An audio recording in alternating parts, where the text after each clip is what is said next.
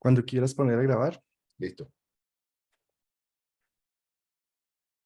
Hay una serie de vocabulario que estamos utilizando muy frecuente en este canal con distintos colegas astrólogos, como es que el inconsciente colectivo, que lo transpersonal, que la sombra, que el ánima, que el animus, bueno, en fin, una serie de conceptos que en su creación son de Carl Gustav Jung, eh, y que la psicología analítica, la psicología junguiana, trabaja con ello.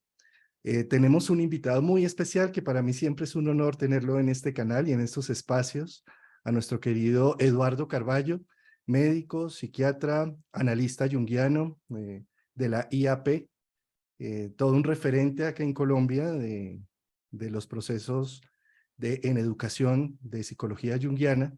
Pues qué gusto, querido Eduardo. Hoy vamos a arrancar una serie con todos los martes a esta hora para hablar de términos junguianos y abrir un poco más en los conceptos. Bienvenido, querido Eduardo. Gracias, Juan Carlos. No, el gusto es mío. Yo creo que hablar contigo y poder establecer este diálogo tan interesante y natural que hay entre la astrología y el mundo junguiano, realmente a mí me parece que es una delicia, porque hay muchas cosas que tenemos en común, quizás con otros nombres, y siempre este diálogo enriquece, así que el gusto es mío.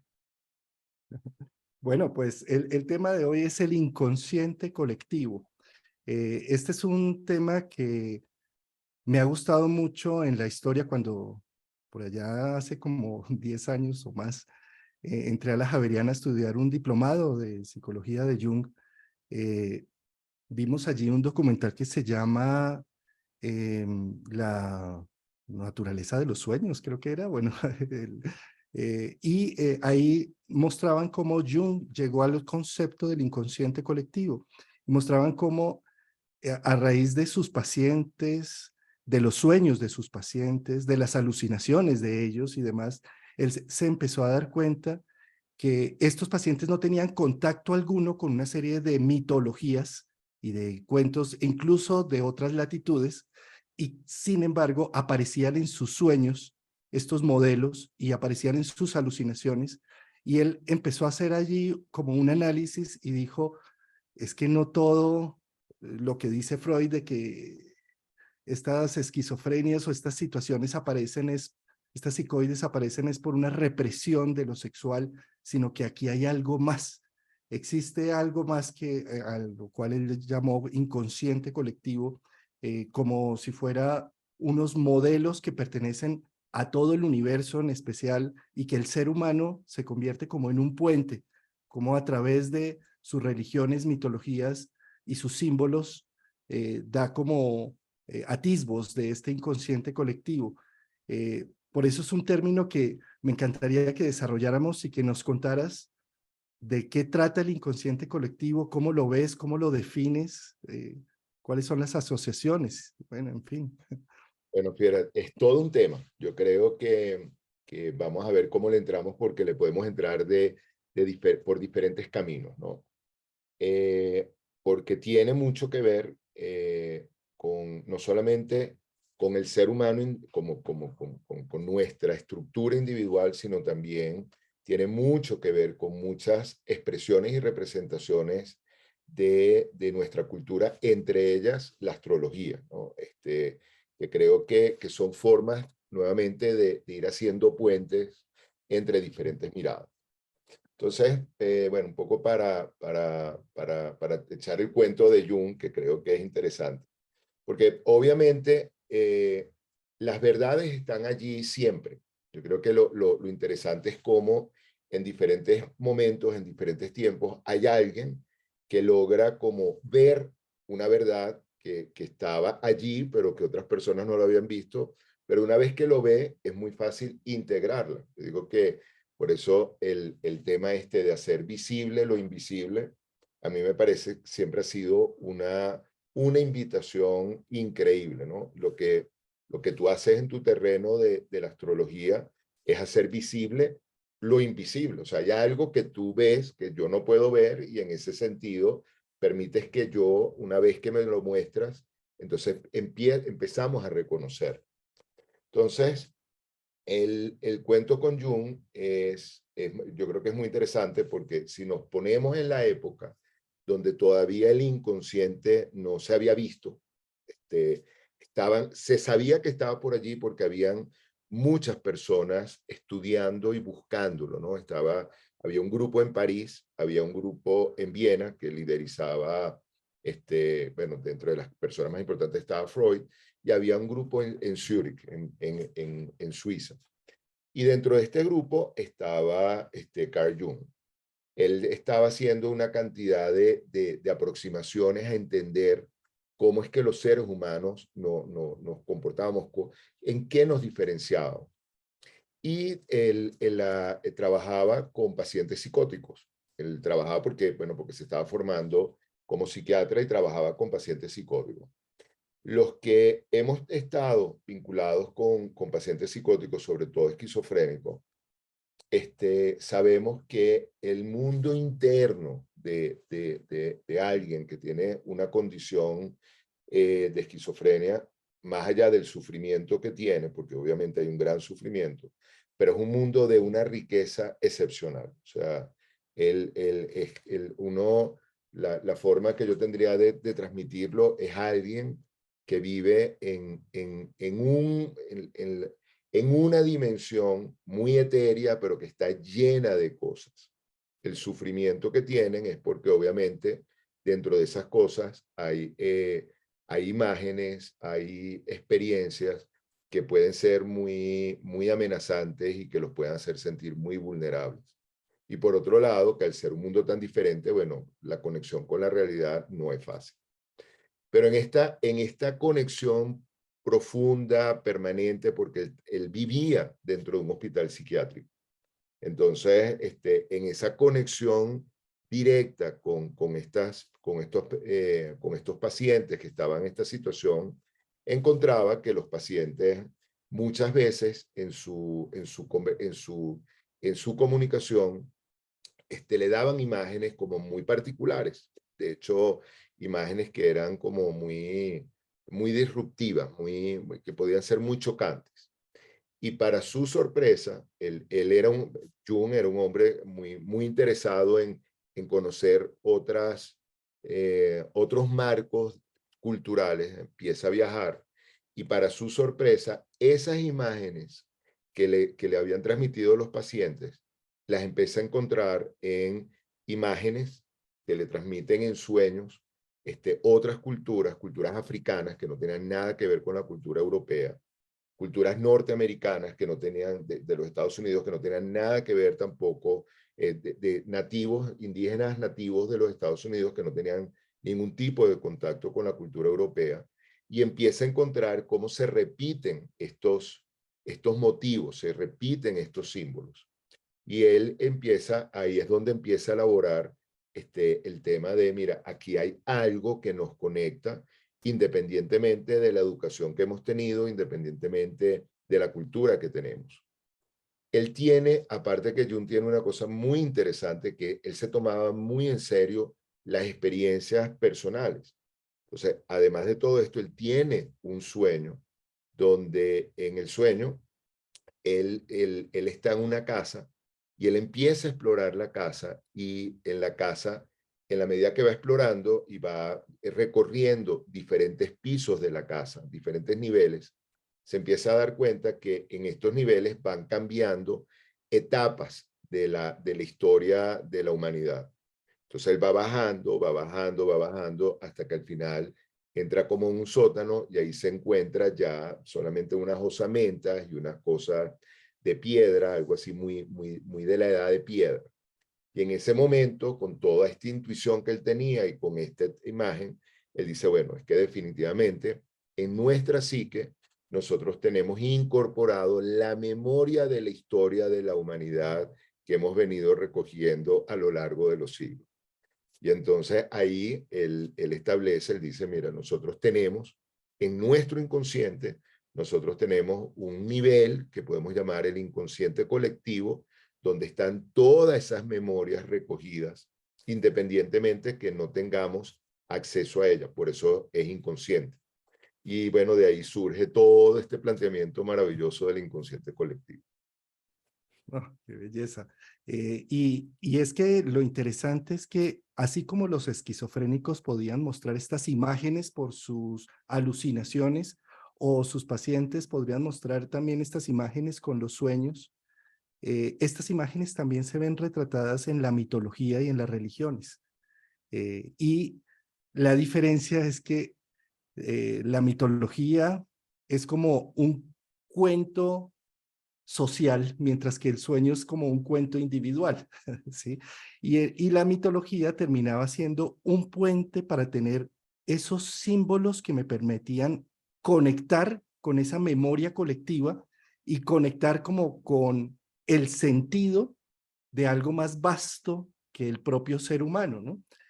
Una de las grandes pérdidas que tenemos nosotros como occidentales es con la pérdida de los símbolos religiosos, porque ya no tenemos, como ya no tenemos ese contacto directo con una religión o con un mito, eso no quiere decir que desapareció, sino que estamos proyectando esas imágenes en una estrella de rock o en un presidente o en un rey, ¿sí? Y además, sin sentido, como no tenemos esa conexión con lo religioso, que es lo que une con el inconsciente colectivo, pues entonces quedamos también sin una definición propia y quedamos caminando en este mundo sin sentido y buscando dioses que no existen, ¿sí?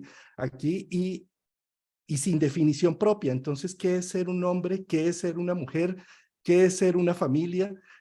Y tenemos una pérdida total de sentido precisamente por haber roto esa conexión con los mitos vivos y con las religiones vivas. Sí. ¿No? Y yo creo que amplificando un poco eso que dices tú, que es muy importante y que yo creo que es una característica de nuestra contemporaneidad, eh, esto que tú comentas está vinculado con cómo nosotros nos movemos entre nuestro mundo interior y la forma concreta en que nosotros nos aproximamos al entorno y a la realidad. La forma que nos conectamos con el entorno y la realidad tiene mucho que ver con el yo, con el ego, ¿no? Es como el yo y el yo o el ego, yo prefiero llamarlo, tengo tiempo tratando de llamarlo yo, porque el yo es una experiencia, yo me siento, yo creo, yo pienso, es una experiencia con la cual nos estamos identificando, porque cuando yo digo yo, estoy de cierta forma proyectando algo sobre este ser humano con el que yo me identifico y que yo quiero mostrar. Cuando tenemos un ejercicio reflexivo de cierto tiempo, llámese meditación, llámese sí, meditación en cualquier sentido, empezamos a tener la experiencia de que somos algo más de esto que yo estoy identificado o que yo estoy proyectando. ¿No? Hay como, y es muy interesante porque eso, y yo lo recuerdo mucho como para honrar a otro gran analista que fue Pierre Janet de París, de la época de Freud, de la época de Jung, que ha pasado un poco a la historia, pero que su gran aporte es decirnos, nosotros no somos una unidad monolítica, nosotros somos un sistema que se disocia. Y en esa disociación yo puedo en un momento determinado vivirme desde ese yo con el que me identifico, pero en otro momento me puedo dar cuenta que hay otros niveles que también me acompañan, que también es este sistema individual. Entonces, poder ver esa disociación es muy importante porque en esta contemporaneidad donde estamos pegados al yo, porque hay una exigencia permanente y una pregunta permanente que es, tú yo, ¿estás siendo exitoso o no? ¿Tú yo está logrando las metas o no? ¿Tú yo está? Entonces, hay una pregunta donde el yo está muy, muy, muy presente. ¿Y qué es lo que pasa? Que cuando el yo está tan en primera fila, el mundo interior que es mío, pero que es para mí, no es el mundo para mostrar, sino es mi mundo interior, de cierta manera empieza a hacerse, se empieza a alejar. Y por eso es lo que comentas tú, que cuando yo tengo mi mundo interior alejado, no me doy cuenta de lo que el mundo interior me está mostrando. El mundo interior está permanentemente dándome imágenes, está mandándome fantasías, está hablándome, está mandándome sueños, está permanentemente hablando con mi yo. ¿Qué es lo que pasa? Que si yo estoy todo el tiempo desde mi yo conectado con el mundo exterior, a ver qué conectaron en Instagram o qué dicen de mí en Facebook, o cuál es la última playa que está de moda, o la oferta que no me puedo perder.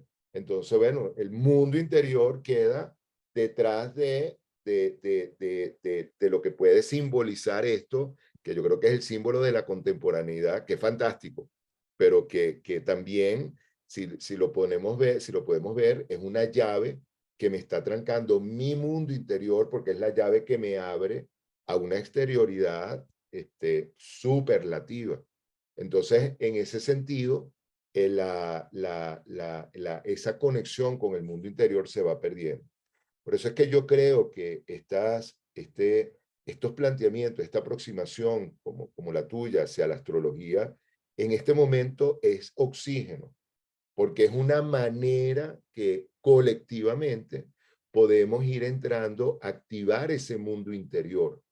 Cuando ese yo le dicen, mira, bueno, sí, tú eres un yo, pero resulta que en este momento tienes a Júpiter en tal parte y tienes a Saturno en tal otra parte, y por eso es que tal otra cosa, bueno, ese yo, por lo menos por un tiempito, queda timbrado, ¿no? Queda así como, ya, espérate, yo como que no soy tan yo, ya ves que no me recuerdo qué fue lo que me dijo Juan Carlos, no le entendí mucho, porque es que en la casa no sé qué estaba pasando, que por lo menos hay una pregunta en relación a algo que no es tan yo único.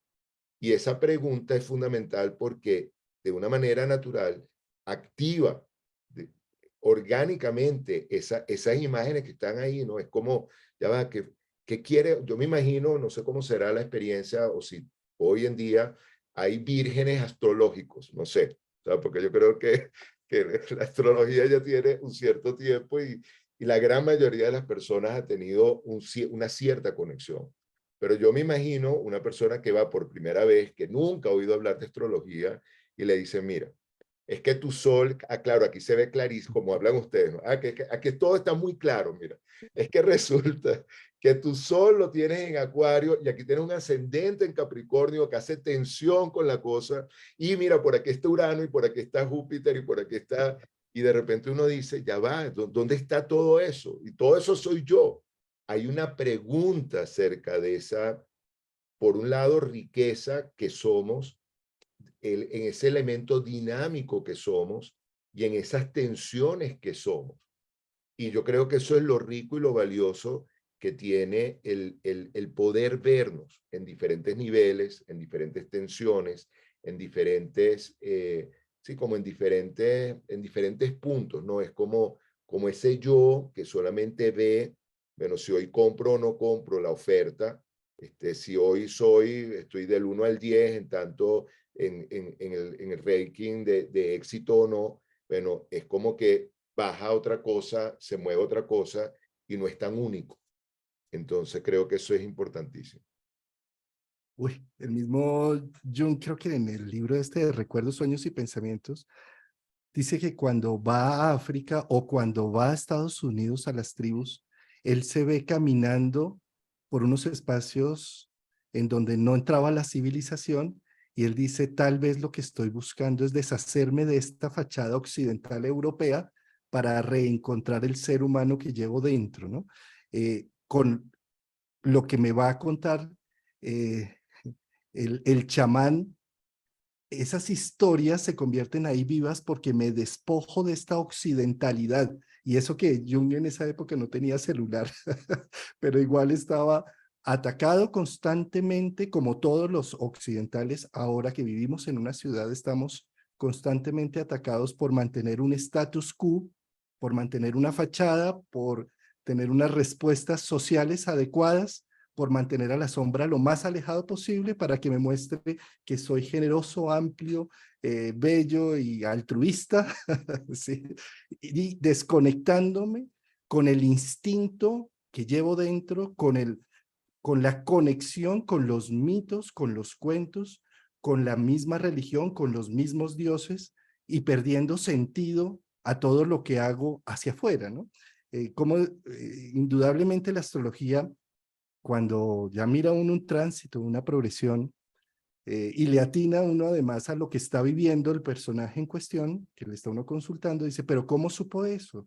¿Sí? Y resulta que, ¿por qué sabemos? Porque todos pertenecemos al mismo sustrato, al mismo inconsciente colectivo.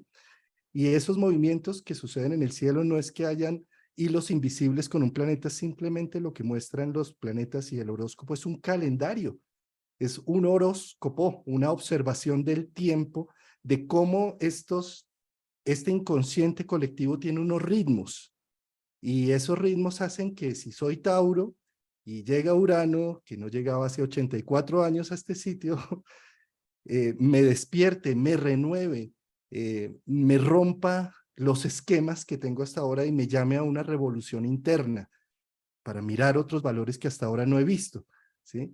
Pero eso es un sustrato que pertenece a toda la humanidad entera, que simplemente como astrólogos lo que hacemos es ver ese movimiento que tienen las esferas y que tiene una resonancia directa con el inconsciente colectivo y que se va a representar en una persona, en un individuo, que todos tendríamos la capacidad de sentirlo y verlo sin necesidad de incluso de astrología, ni de tarot, ni de I Ching, ni de psicología, ni de nada, pero como estamos con la máscara del mundo, tratando solamente de hacer cosas hacia afuera, nos desconectamos de la magia, de la vida, ¿sí? De la bios, ¿sí?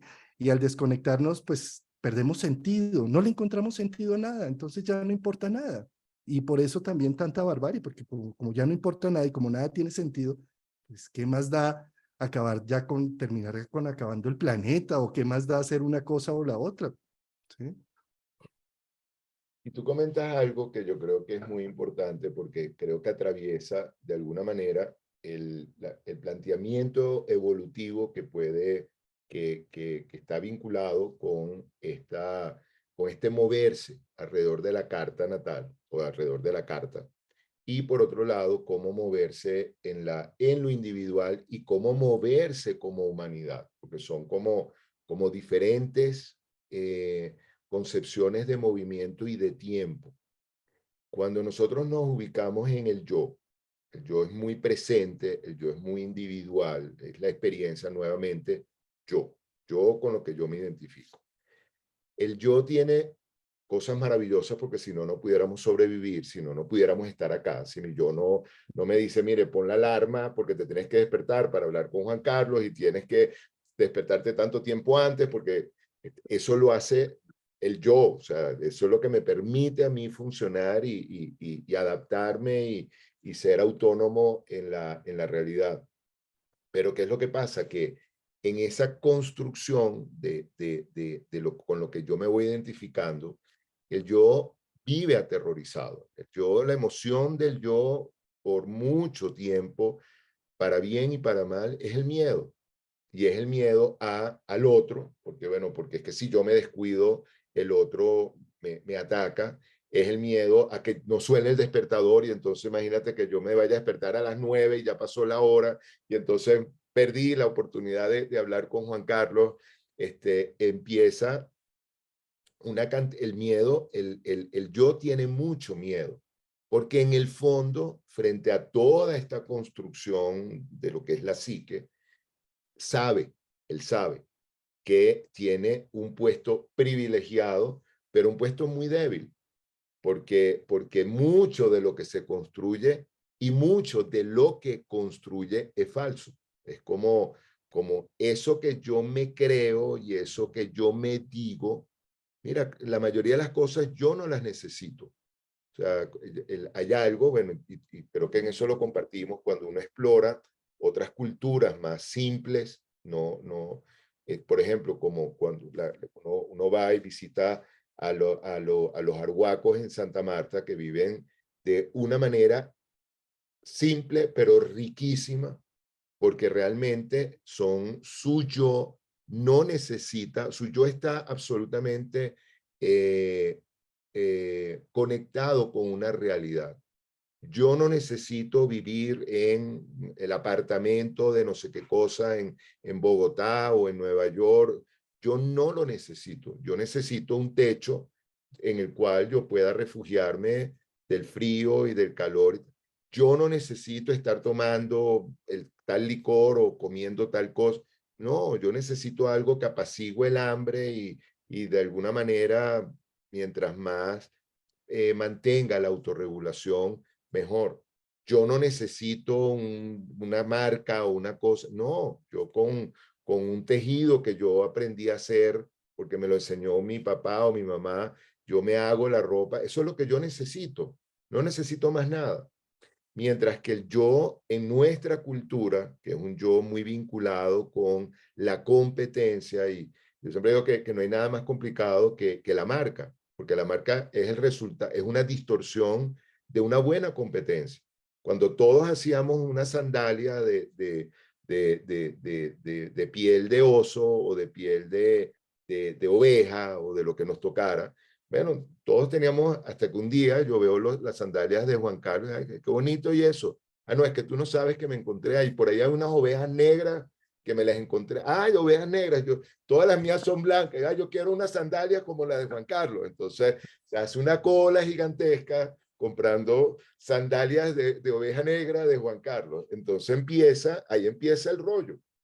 Y es un rollo muy complicado porque por un lado, la comparación es importantísima, es una de las etapas para poder analizar, pero por otro lado, en términos de yo, la comparación es complicadísima porque cuando yo me comparo, muchas veces y de manera inevitable entro en competencia y empiezan la envidia, empieza el rollo, empieza el yo separarme de mi presente, porque eso es lo que de alguna manera hace la envidia. ¿Qué hace la envidia? Yo estoy aquí tranquilo hablando y de repente veo tu telescopio y digo, wow, ese telescopio no me deja pensar porque es que yo quiero un telescopio así. Señor, ¿para qué quiere usted un telescopio? No sé, porque Juan Carlos tiene un telescopio maravilloso y tal. Ni uso telescopio, ni estoy pendiente de las estrellas, ni nada. Qué maravilla que, bueno, pero entonces ya, yo tengo que salir a comprarme un telescopio. Y así el yo empieza a funcionar saliéndose de la realidad y entrando en una cantidad de distorsiones. En la medida que más distorsiones y más códigos tengo, menos puedo verme hacia adentro, menos puedo, un poco lo que comentas tú, menos puedo ver las tensiones internas, menos puedo ver los elementos que me acompañan y me voy perdiendo de toda esa danza que tenemos. Una danza que no es nueva, o sea, como dices tú, el ser humano desde el principio, aquí en la cultura tairona, el Orión, bueno, tú lo sabes mejor que yo, en la Sierra Nevada, es una constelación que se ve prácticamente todo el año. Orión, yo sin ser astrólogo y sin ser astrónomo, la primera vez que yo vi Orión, que me acuerdo clarísimo porque fue en el llano, yo pequeño, y de repente veo aquellas estrellas que sobresalen de todo este firmamento de estrellas, yo digo, wow, ¿qué es eso? Y alguien me dice, ah, esa es la constelación de Orión. Yo, ¿qué quiere decir eso? Entonces, bueno, en un mismo orden de ideas, en la Sierra Nevada, la constelación de Orión se ve prácticamente todo el año. Ellos obviamente no lo llamaban Orión, pero el poder ver que hay una estructura que sobresale de las otras es algo que les llama la atención. Y desde el principio, los seres humanos necesitamos como entender, hacernos un mapa de lo que está pasando fuera. Por eso aprendimos a cosechar. Si no tuviéramos un mapa de cómo, mira, esta semilla la pones aquí, la pones entre tal fecha y tal fecha, y entonces tienes que esperar, y de ahí sale una ramita, y de esa ramita trae esto. O sea, son mapas. El ser humano tiene desde que empezamos a caminar sobre la tierra, empezamos a hacer mapas de todo tipo. Mapas de cómo se cosecha, mapas de cómo se domestican los animales, mapas de lo que nos rodea, mapas de los códigos de interacción personal. Después la cosa se complicó, entonces mapas de culturas que éramos vecinos, pero que éramos diferentes, y en ese sentido seguimos construyendo mapas. Yo creo que por eso un sistema como la astrología, que es un enorme mapa, es tan potente y tan rica, igual que las otras que tú has comentado. O sea, el I Ching es como un traductor que permite hacer visible lo invisible. El tarot es un sistema que permite hacer visible lo invisible. Y así podemos ir como acumulando mapas, catálogos, que se han venido construyendo por esa necesidad fundamental que tiene el ser humano de entender, de conocer, de aproximarse. Y por otro lado, porque esa experiencia la tenemos adentro. Hay días que uno amanece con su Marte, pero a millón. Y ese día uno siente que hay algo allí que es muy diferente al día que uno amanece con la Venus que te arropa. Entonces, y son dos experiencias totalmente diferentes. Y en la medida que estamos abiertos a eso, la vida se hace mucho más rica, la vida se hace mucho sí, más rica, y de alguna manera más congruente con nuestra naturaleza. Qué bonito esto que estás mencionando. Y en esos mapeos, por supuesto, está la astrología, pero en la antigüedad el mapeo también representaba los mitos, ¿sí? Entonces, para ellos era fácil decir que entramos en el invierno porque raptaron a Perséfone, ¿sí? Y llegó la primavera porque Perséfone volvió a ver a su madre Deméter, ¿sí? Y era así, y eso no era un mito, era algo vivo que existía, ¿sí? Como ahora mismo lo hacemos con la ciencia, con la tecnología. Es nuestro mito actual. Todo lo pasamos a términos científicos, cuantificables, visibles, medibles, y ahí está la forma que tenemos también de tener ese contacto con ese mapeo. Eh, eh, eh, en todo caso, pensaría yo que retornar a, a ese reencuentro con las historias míticas hace que no nos sintamos tampoco solos. El mismo John cuenta como Lago de la Montaña, que era el chamán navajo al que él estimaba profundamente, y le contaban cómo los chamanes, para poder sanar a una persona que estaba enferma de una situación, buscaban en sus mitologías un héroe que haya tenido una enfermedad paralela similar, y hacían los cantos al lado del fuego y unas figuras con arenas de colores para retomar y sentir que este individuo que está enfermo, ya alguien ha vivido esa situación en paralelo, y así sanaban con las historias, con el mito, ¿sí? Que es una forma de encontrarle un significado y una conexión a ese imaginario colectivo, eh, y al encontrar esa conexión hay un significado, un propósito y un sentido, y se equilibra la energía, ¿sí? Eso es algo que tal vez en una astrología psicológica se busca hacer un poco. Cuando se mira un tránsito o una progresión, es como te está pasando Saturno por la luna y te sientes solo, aislado, te está llamando la atención un empoderamiento de vida, entrar en otra etapa. Y esto no está solo. Mira la mitología, lo que habla del tema, mira otras personas cómo han vivido este proceso, ¿sí? Que es una forma de reconectarnos a, a ese inmenso océano del que todos pertenecemos, ¿sí? Creo que ese es el gran legado que nos deja Jung con su descripción de inconsciente colectivo, con su descubrimiento, con ponerle palabras, ponerle un marco, sacarlo del oscurantismo de que el inconsciente es solamente el chut de basura de todos los instintos sexuales y no, que no se querían vivir, sino que el inconsciente colectivo es una matriz que le da origen a la vida misma, a nuestro sentido y propósito. Tú comentas algo que yo creo que es un punto muy importante para reflexionar, ¿no? Que tiene que ver, de alguna manera, todo lo que un individuo está viviendo en este momento, de alguna manera, algún individuo lo ha vivido en algún momento de la historia. Esa es la riqueza del planteamiento de Jung, donde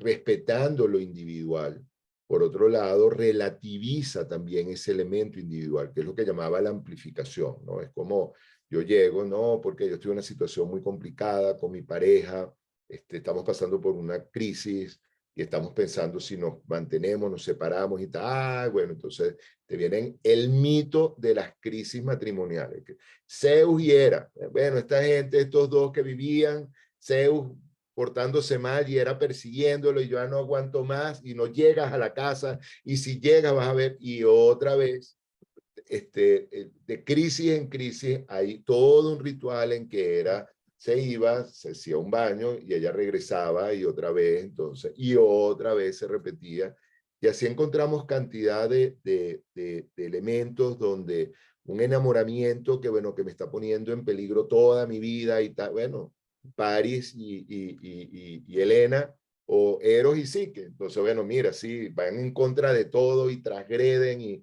y Eros traiciona a su madre Afrodita y todo esto porque, bueno, porque está deslumbrado con Psique. Mira, eso es desde que el mundo es mundo. Cuando empezamos a ver que realmente nuestra historia y nuestro momento no es único, sino que en la humanidad empezamos a hacernos cantidad de otras preguntas. Y yo creo que lo rico de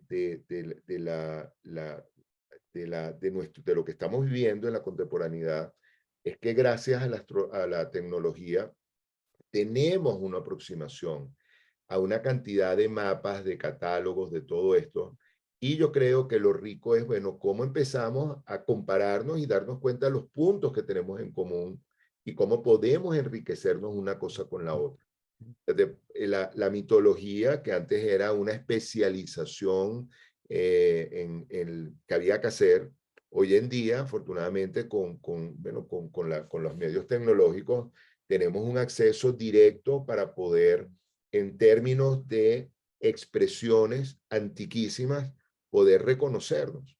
Y como dices tú, la diferencia entre cómo nos aproximamos en este momento y cómo se aproximaban antes, es que antes la mitología era la realidad. No era que era como si Afrodita me dijera, no, Afrodita se presentó y me dijo y me embrujó y me poseyó y bueno, y mire, ¿qué le voy a hacer si Afrodita hizo esto conmigo? Pobrecito yo, pobrecita, o pobrecita yo.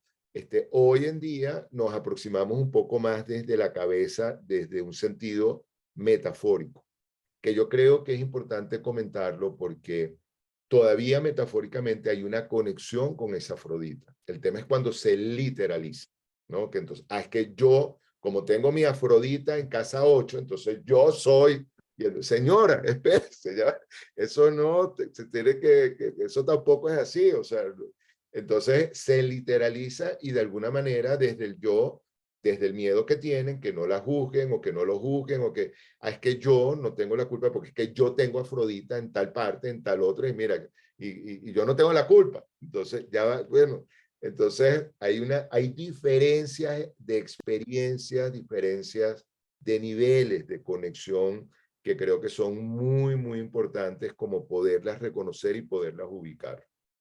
Y otra vez, yo creo que algo que tiene y es como esto que hacemos en psicología junguiana con la mitología, lo podemos hacer nuevamente gracias al acceso que tenemos a las imágenes y a la información.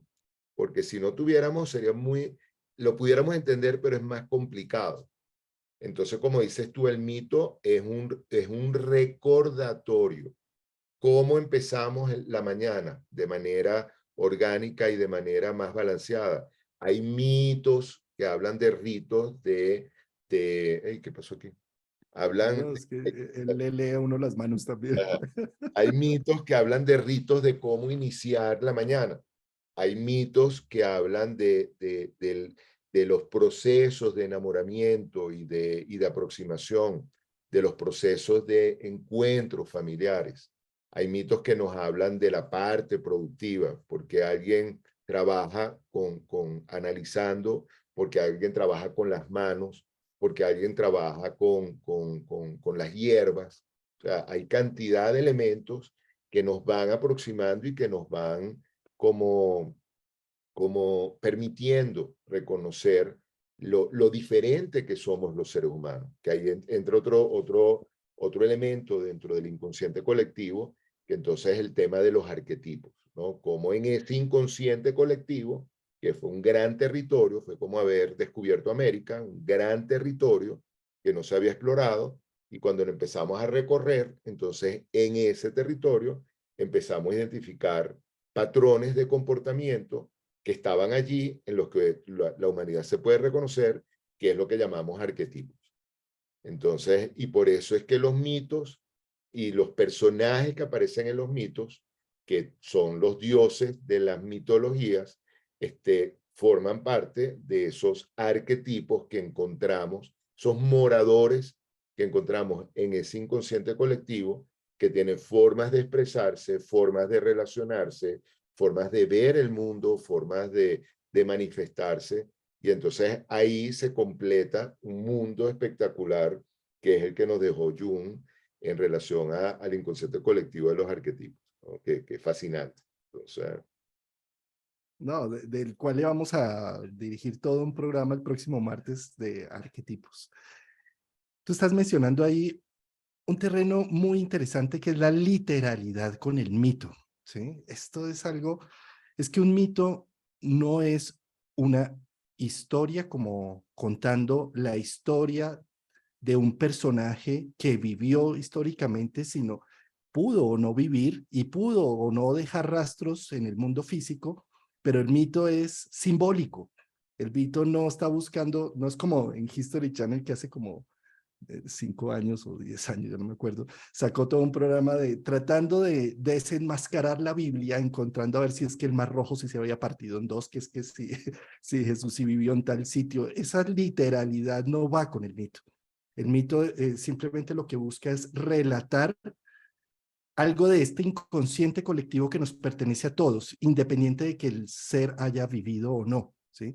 Y de la misma forma, cuando pasamos a la literalidad, con la descripción de Afrodita o de Ares o de Marte, ellos son dioses, que esa energía pasa a través del ser humano de una moral humana. Y si yo simplemente contacto directamente al Dios, pues me esfumo, me quemo, me chamusco. Para eso existen los ritos. Y los ritos lo que me van a permitir es tocar un poco la esencia del mito, de lo mitológico, de los dioses, de una manera más humana, ¿sí? Entonces, tenemos en toda la misa una serie de factores que ahora se arrodillan, que ahora se paran, que ahora santifican, que todo ese ritual que me va a permitir tener esa conexión con lo divino, algo que se ha perdido en nuestra sociedad occidental. Esas mismas conexiones las podemos ver en los ritos de iniciación, en los ritos de paso. El rito de paso de niño a adulto, ¿sí? En distintas culturas tenían ratificado que aquí inicia el proceso cuando el niño empieza a tratar de dirigir la embarcación solo y a navegar y a remar solo. Que no puede, hágale, que no puede, hágale. Que llegó a sus 15, 16 años y lo pudo hacer, tuvo el rito de iniciación de que pude navegar este barco solo. Y como tal, entonces, el pueblo entero lo identifica como adulto. Uno de los grandes problemas que tenemos es que se perdieron estos ritos de paso. Entonces, quedamos como un puer a eternos. El niño eterno porque, y queda la neurosis por no entrar en la adultez. Entonces, la adultez que me pide ser responsable, tener una serie de actitudes frente a algo, respuesta, aprender a responder frente a unos temas, y en cambio, como no hacemos el rito de paso, quedamos en la neurosis, buscar el consejo, buscar la aprobación, porque no somos capaces de responder como adultos frente a un tema porque no supimos a qué horas pasó ese rito, ¿no? Entonces, ¿a qué voy con esto? A que los rituales es la forma que se tiene el inconsciente colectivo de integrarse en nuestra vida real. Cuando hacemos un ritual de un duelo, que vamos y despedimos a nuestro ser querido, lloramos su muerte, vemos su ataúd y hacemos toda una serie de rituales, nos permite desprendernos y decir hay un antes y un después, antes de que muriera mi padre, después de que murió mi padre. Generó un accionar directo, ¿sí? Lo mismo con un matrimonio, lo mismo con un grado incluso, con cualquier evento. Estamos ya tan occidentales que decimos, ay, ¿para qué vamos a perder el tiempo y para qué vamos a gastar dinero o para qué vamos a hacer esto?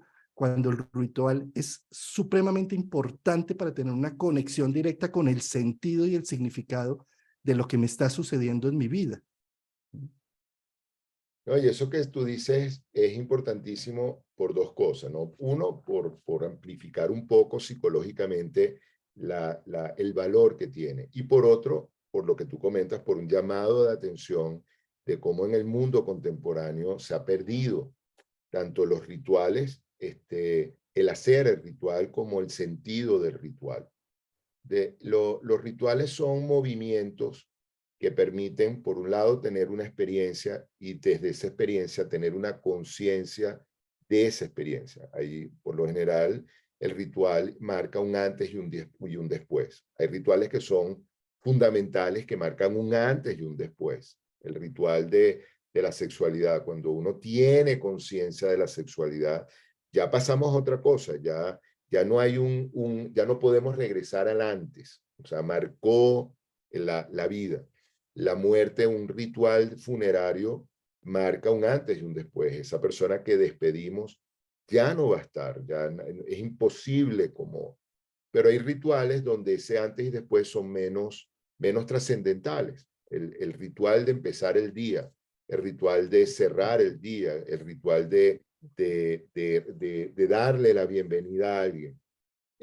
Y permiten como tránsitos que nos recuerdan nuevamente que nuestra psique se mueve y es evolutiva. O sea, eso que tú estás planteando como el ritual de iniciación a la adultez o a la vejez o al matrimonio, todo esto, lo importante que tiene es que nos hace recordar que la psique se mueve y se mueve en un sentido evolutivo.